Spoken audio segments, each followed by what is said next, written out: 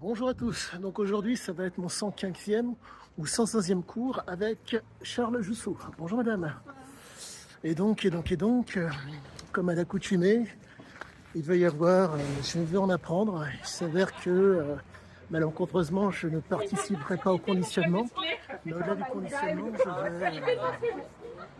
je vais en apprendre. Il s'avère que la grande force et la grande qualité du travail avec Charles, c'est qu'il n'y a pas un cours où vous ne ressortez pas avec des éléments d'information sur vous.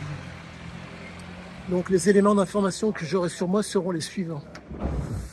Pour moi, est-ce que je suis en mesure de mettre la charge suffisante pour, comme dirait Charles, est-ce que je suis en mesure de maillotcher pour à la suite être en mesure de ne pas m'exposer et derrière de pouvoir imposer, faire subir et, si je puis dire, ne pas plier face à l'adversité.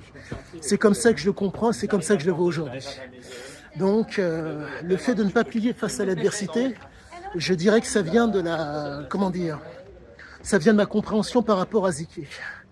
Ziké faisait un conditionnement et un renforcement, a subi un conditionnement et un renforcement négatif dès sa plus tendre enfance. Voire même, j'ai l'impression que même au niveau intra-utérin, il a dû subir quelque chose. Et encore, je mets un bémol. Mais en tout cas, ce qui est sûr, si je reste sur les faits, compte tenu du fait que son père fumait le cannabis et son grand-père fumait le cannabis, le contact aurait eu lieu avec ces deux personnes, donc ces deux membres de famille. Donc, si je puis dire, il y a eu une espèce de transmission. La question est de savoir, est-ce que c'était juste, pardonnez-moi, une transition ou une transmission, pour que ce soit bien clair. S'il y a une transmission, ça veut dire qu'il y a des gènes, si je puis dire, des récepteurs bien spécifiques qui ont été transmis du grand-père du père au fils. Mais qu'importe, quoi qu'il en soit aujourd'hui, 115e ou 116e cours avec Charles Jousseau. Je ne dirai qu'une chose, on va y aller, et je vais peut-être rester qu'une petite heure, mais quoi qu'il en soit, je vais donner ce que je peux, et je vais donner ce que j'ai pour pouvoir assurer avec ce monsieur. Et donc voilà, je vous tiendrai au courant pour la suite. À bientôt à tous. Messieurs, bonsoir. Mesdames, bonsoir. Donc ça a été le 115e de mémoire cours avec monsieur Charles Jousseau. J'en sors. Eh bien, comme à l'accoutumée, je dirais qu'il faut prendre pour savoir donner, car c'est la condition sine qua non pour se rendre compte, un tant soit peu, de ce qu'est la violence. Et je n'en démords pas, mais je pense que c'est terrible. C'est l'épreuve du feu qui fera que, malheureusement.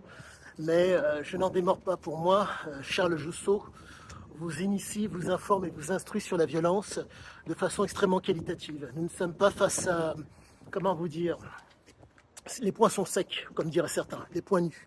Donc là, il faut comprendre que là, ça ne pardonne pas. Le cartilage, que le nez, ça prend un coup sur le pif, ça descend extrêmement rapidement. Les yeux, n'en parlons même pas. Ça ne plaisante pas. Donc, je dirais que la chose se présente de la façon suivante. Vous avez donc... Ciao, messieurs. Vous avez donc... Je reprends. Ah, c'est Charles qui est passé avec... bref, il est passé en voiture, mais qu'importe. Vous avez donc le fait d'être exposé, comment vous dire, la frappe. La frappe est nécessaire. Une frappe bien violente, point sec, placée, si possible, dans un endroit qui fait bien mal. À la suite de ça, si possible, désaxer et refrapper de plus belle. L'objectif est vraiment de choquer pour pouvoir sortir. Vous ne pouvez pas, pour reprendre, entre guillemets, l'adage du boucher qui était Charles, la viande doit être attendrie, maillochée, pour être consommée. Impossible d'envisager un désaxement s'il n'y a pas de maillochage. S'il n'y a pas de maillochage, le mec bougera pas. C'est pas possible. Le mec ne peut pas bouger, c'est pas possible. Impossible. S'il n'y a pas de maillochage, il n'y a rien derrière. C'est pas possible. Impossible. Et je me répète, mais comprenez que si vous vous ratez, le type qui est en face de vous peut vous casser la gueule.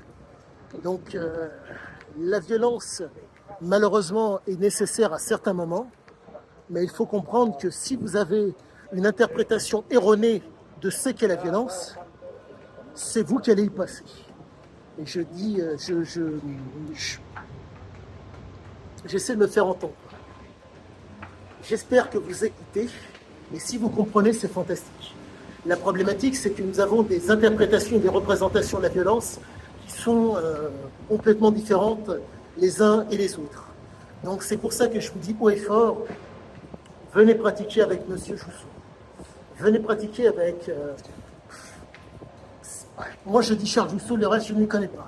Mais venez pratiquer avec Charles Jousseau, venez pratiquer avec Goodman. J'ai oublié son, excuse-moi, j'écorche son nom, mais il est excellent aussi. Mais surtout, rappelez-vous une chose. Le maillotchage, il est nécessaire, vaille que de placer une première frappe qualitative. S'il n'y a pas de première frappe pour attendrir la viande, il n'y a pas de deuxième frappe. Ça n'existe pas. Ce n'est pas possible. Ce n'est pas possible. Je reprendrai les propos de M. Julio César Chavez. Le mec qui est en face de moi veut me casser la gueule. Donc je lui casse la gueule. À tous, bonne soirée.